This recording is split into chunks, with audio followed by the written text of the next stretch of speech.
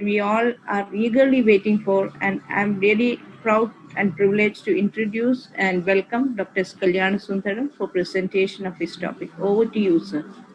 Thank you very much, organizers, Hypertension Society, and Microlabs for providing this opportunity for me to be part of this very, very exciting event.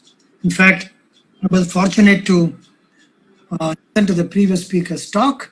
I thoroughly enjoyed and took a few tips to manage my own hypertension.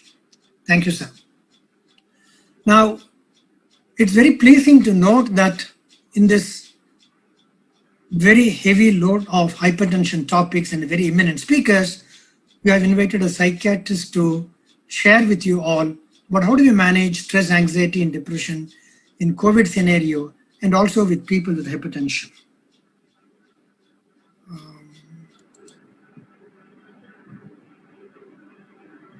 Okay, so to talk about three topics, stress, anxiety, and depression, it's a very daunting task for 20 minutes and also at the end of a very long evening.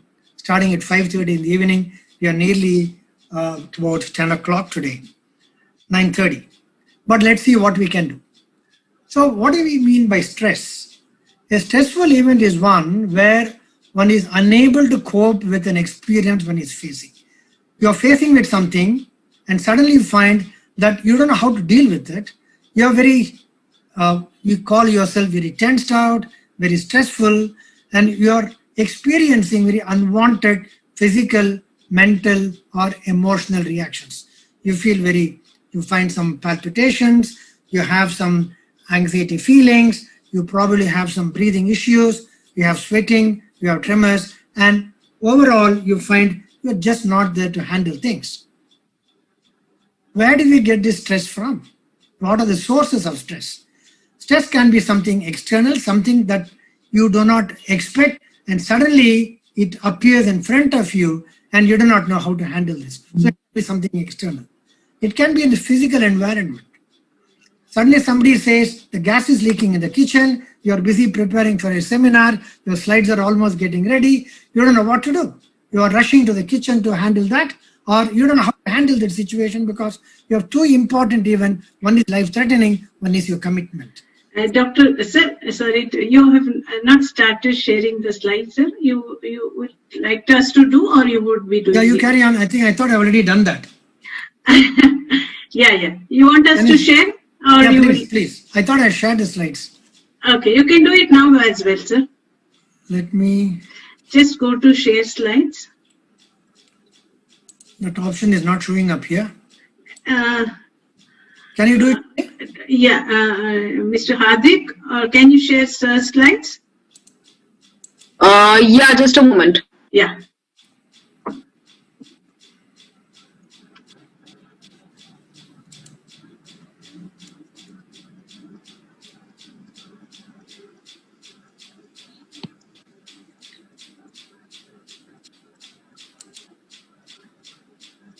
Are you there? Yeah, they're trying. They're sharing from the back end, sir. Oh, I thought I had already shared it.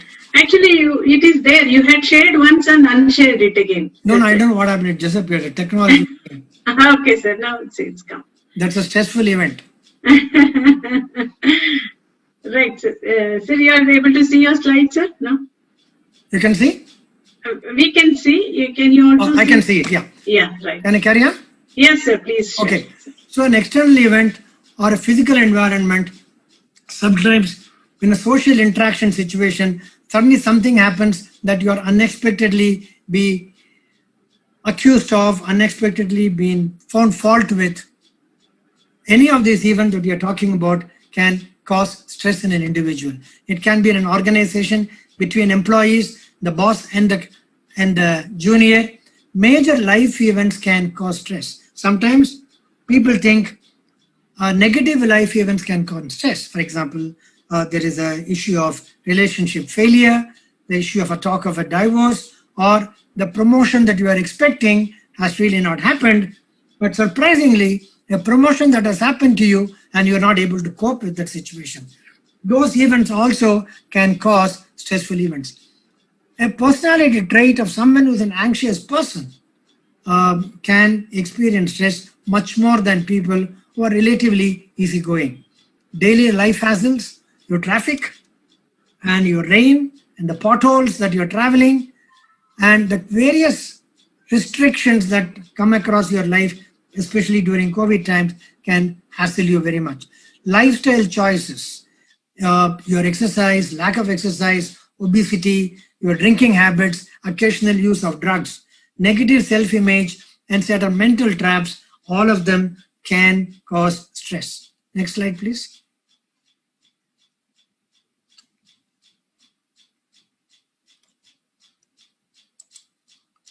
Yeah. How do we recognize stress? What kind of the body language that one can see? The posture is huddled posture, sitting on the edge and fidgeting and drooping shoulders, not sitting with confidence, not sitting with comfort. Hands are twisting and fiddling. Personal space, you are isolated. You try not to be with people. You want to be far off. You want to be not available to people. You want to be sitting in a corner. When people try to approach you, you think they're invading your space and you avoid them.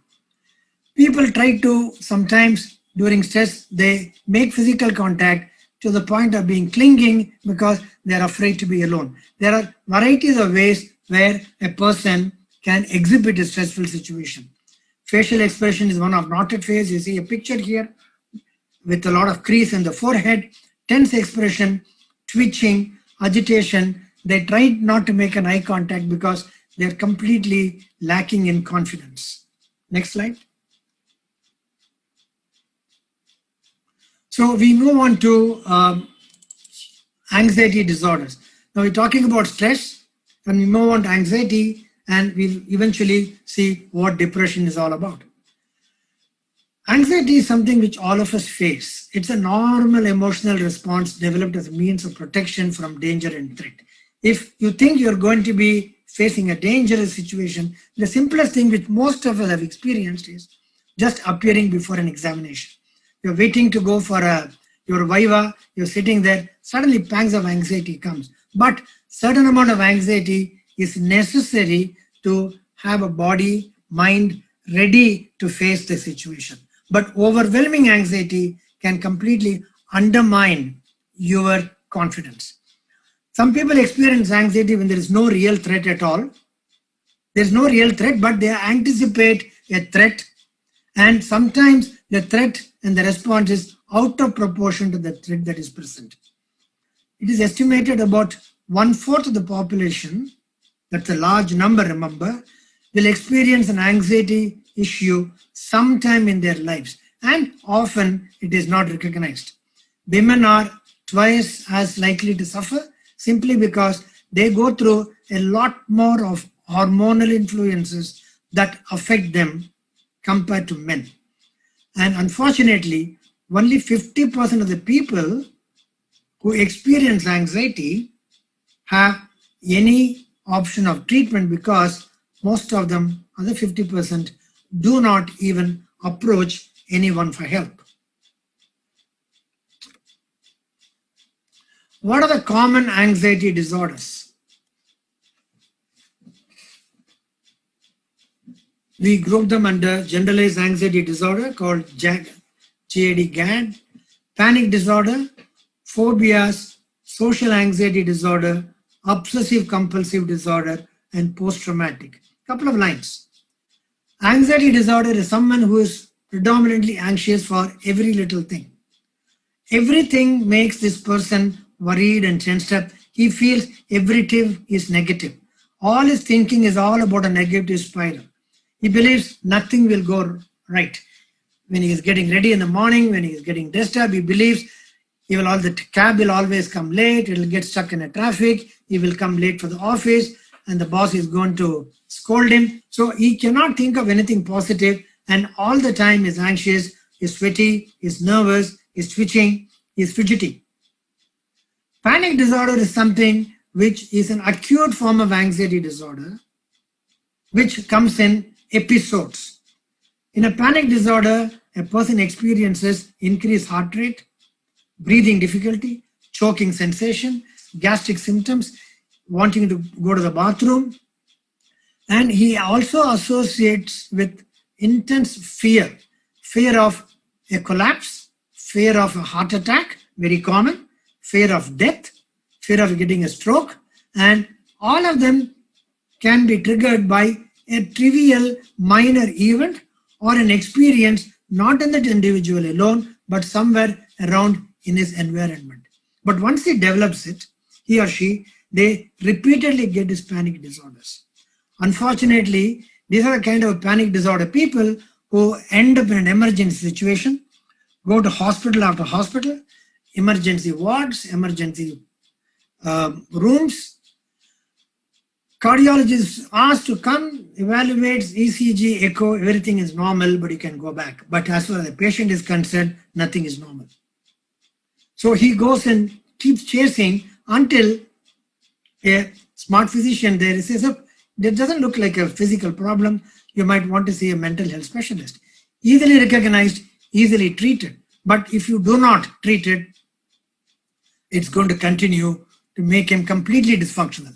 Phobias or several things, phobia for heights, phobia for closed spaces, social anxiety disorder are situations where a person is relatively okay, but in a very social situation, he or she cannot express or function. Like, for example, making a presentation or going to a restaurant and ordering food in front of others. Because the critical symptom here is he or she feels they may be judged and judged very adversely, so they don't want to expose themselves.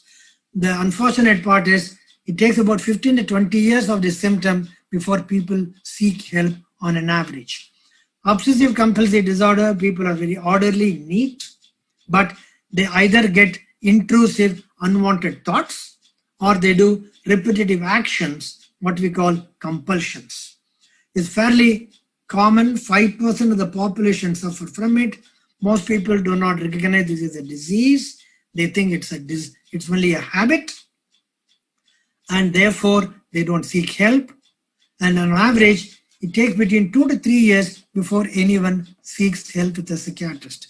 Post-traumatic stress disorder is a disorder which is a result of some kind of a trauma, either physical, emotional, sexual, or any other emotional distress. So move on to symptoms of depression. Feeling depressed is a very common emotional experience which all of us have experienced sometime. We feel sad, we feel unhappy, and these things last for a very brief period and usually related to a life event as a result of something that has let you down and you feel sad.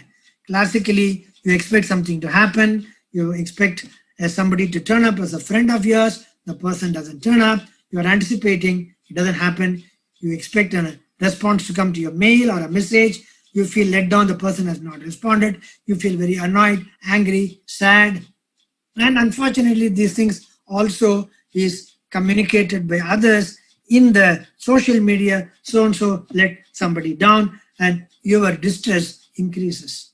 But this is short-lasting, related to an event, and once the other person gets in touch with you, explanations given, explanation accepted, and you feel fine. It's a reaction to life stress. They're normal but very temporary unhappy events, usually short-lived, and you can continue to live your normal life in a matter of hours or a couple of days. But when it comes to depression, it's a clinically heterogeneous disorder. And I want to look at these three large wheels at the center. Depression can have emotional symptoms or emotional components. Physical symptoms is something most people do not recognize or do not understand, that the depressive symptoms can purely be physical and oftentimes accompanied by what we call cognitive disturbances.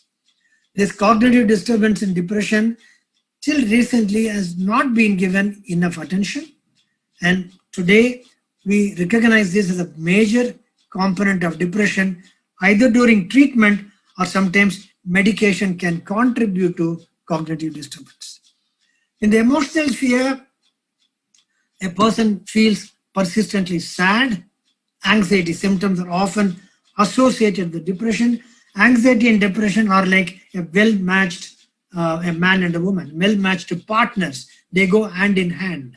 Sometimes a person has more of anxiety, sometimes they have more of depression. Irritability, lack of enjoyment, unable to enjoy oneself. Sometimes when people get very irritable, angry, out of proportion to an event, but persistently happening, you watch out what is this reason behind. Suicidal ideation, hopelessness, helplessness, inappropriate guilt. These are all symptoms in the emotional sphere. Fatigue, eating issues, excessive sleep, or usually insomnia.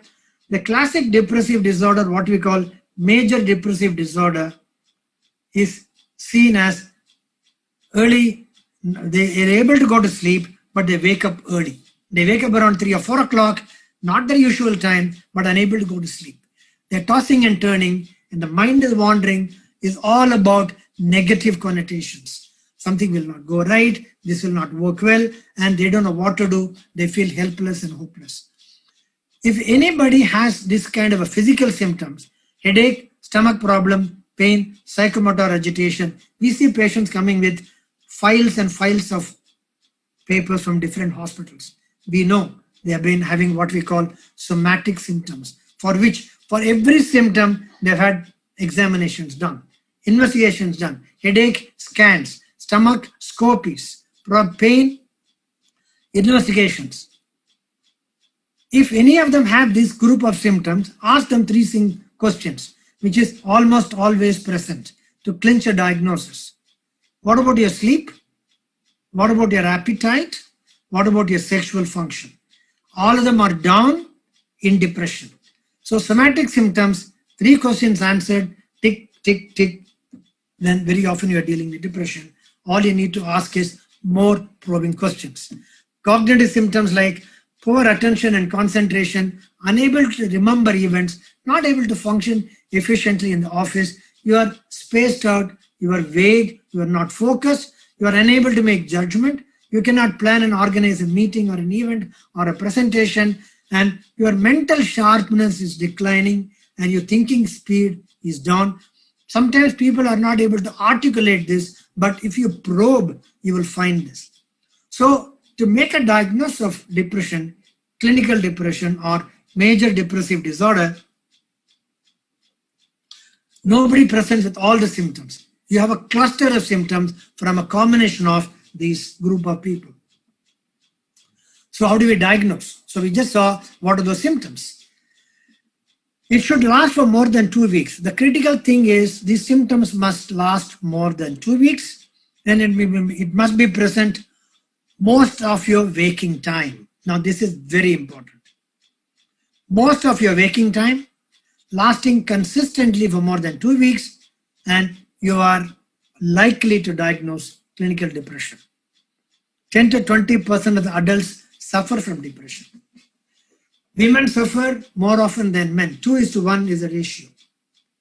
25% of the women will experience at least one episode of depression in their lifetime. Women are far more emotional in their responses. Men show their macho figure, macho image, and do not accept emotional, what they think as weakness. Women go through enormous amount of hormonal changes starting from their menarche, monthly periods, delays in periods, pregnancy, delivery, menopause, you name it, and medication. So women are more likely to have depression compared to men. If there's an inability to cope and a sense of helplessness, it's persistent. The tragedy of depression is if untreated and when severe, leads to suicidal action, ideas, and very often successful. Depression is a medical condition. WHO has categorized it as a brain disorder. Depression can be self-limiting. So depression can happen at the age of 20, that's the usual starting time. It can go on up to 50, and during menopausal time, there is a peak. the important thing to remember is it's a recurrent episode. Sometimes it can be self-limiting. After 2-3 months, depressions can disappear on its own right, only to appear again after 3 or 4 years. If a person has a clinical depression, one episode, there are chances that 50% chance that they will get a second episode. If they have 2 episodes, there are 70% chance that they will go to third episode. If they have 3 episodes, there is 90% chance that will keep recurring again and again. Therefore, it is very critical to diagnose, treat, maintain the improvement, give maintenance treatment, and follow up over a period of time. So how many people in depression take help and get treatment? Let us say there are 100 people who have depression. Only 50% of them, they seek help out of 100. Out of the 50% who seek help, only 25% get the right diagnosis, because not all of them seek help from mental health specialists. They may go to a practitioner, they may go to a physician, they may go to somebody else who may not be aware that this is a condition called clinical depression. They are often given advice like, you go for a walk, you go for a music show, you go for a holiday, you go for a trip to wherever you wish to with your family. None of these things help, because wherever you go, you are carrying your depressed mind with you. About 30 years ago, there was a study which looked at what is the most painful condition amongst kidney stone, pregnancy, and depressive pain due to depression. It was felt that pain that one experiences as depression is far more difficult to bear than other conditions. Out of the 25% who gets the right diagnosis, only 15% get the correct treatment. Now, the previous speaker, the professor, was mentioning about how people are non-adherent to treatment in asthma, arthritis, hypertension. Unfortunately, most psychiatric illness, people who take treatment for psychiatric diseases, do not adhere to medication for a given period of time at all. Therefore, recurrence becomes the norm. What depression is not? It is not something to be ashamed of. We don't feel ashamed of having an hypertension or diabetes. We tell people I have a diabetes. You say I'm taking treatment for thyroid. You are very confidently talking in public about, my cardiologist is so-and-so. I'm taking treatment for this condition. I just had a stent about 4 weeks ago, but nobody tells in public, I have depression. Very rarely people talk about it. You don't need to be ashamed of it. It is not a character weakness. You cannot just snap out of depression. You can't say, just see how strong I am. If you are mentally strong, you don't have to feel depressed. That's the worst remark anyone can make to a person who's depressed. You cannot pull yourself out of this. What's the cause? There's a genetic predisposition,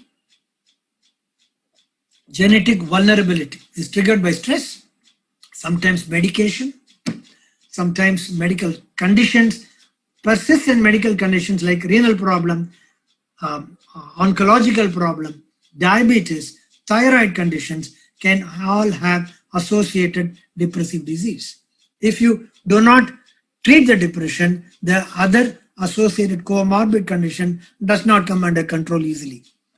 It is due to an imbalance of serotonin and dopamine, norepinephrine or acetylcholine. Glutamate and GABA are implicated. Certain personality traits, people who are very meticulous, orderly, neat, everything to be done on time, my way or the highway, I have to do it this way, and they do not allow anyone to have any other input except my own. These people, as they grow older, they find others are not following what their dicta is, and they are prone to depression more. Usually, it is a combination of factors and not one. I want to bring your attention to something very critical. Hippocampal atrophy has been demonstrated in depression nearly 20 years ago. Hippocampus shows shrinking in depression. There is a physical evidence of a brain atrophy in major depressive disorder. And as you keep getting recurrent episodes, the shrinking becomes worse. At the same time, when you treat, the hippocampus, which is shrunk, tends to come back to the normal size, the size of an almond. So there is a resilience in hippocampus to restore its size. But if you don't treat it correctly, if you neglect the treatment, if they get recurrent episodes, the chances that continue to have chronic depression is pretty high. So how do we treat depression?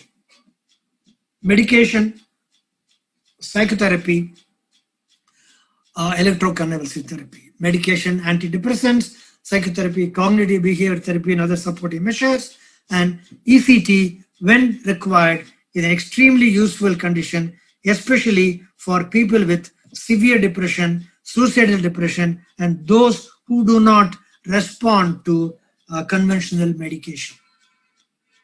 How does COVID impact?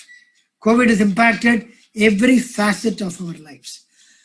In the last 8 months, I have seen as a mental health specialist, psychiatrist, all of psychiatric conditions have gotten worse.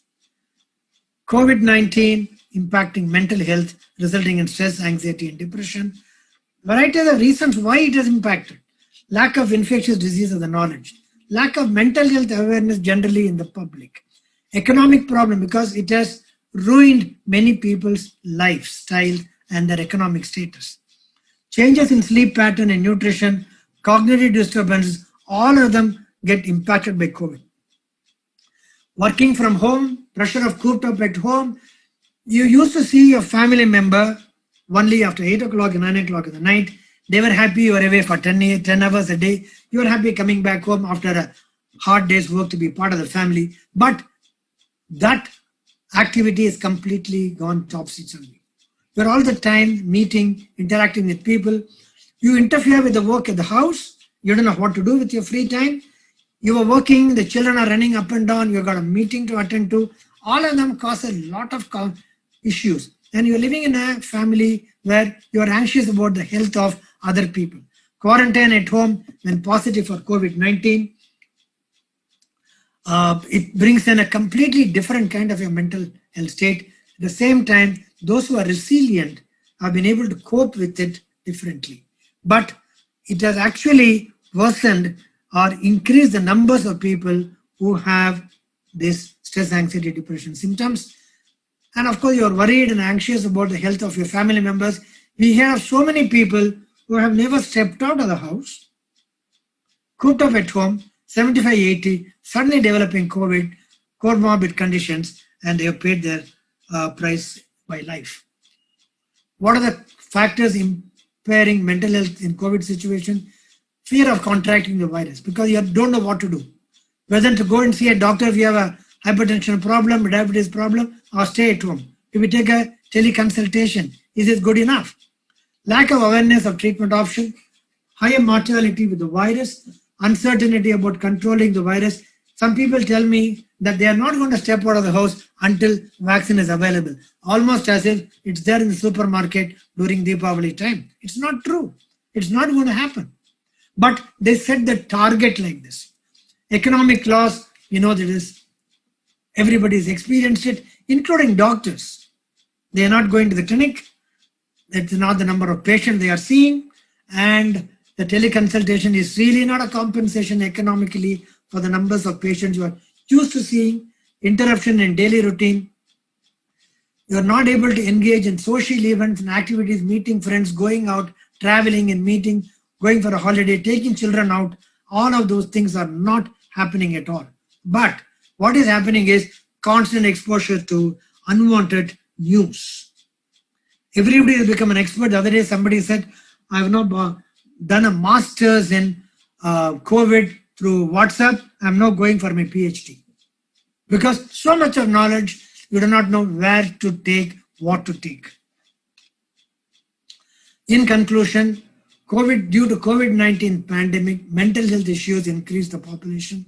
Vulnerable population like COVID-19, close contact, elderly children have more difficulties.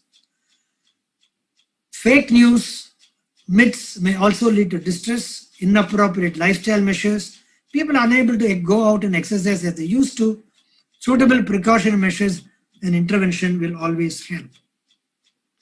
People experiencing distress adopt various relaxation measures. Assessment and intervention, early intervention with psychosocial concerns will go a long way in managing your stressful issues. Proper education and training to health professionals and providing support to them will go a long way in reducing their distress.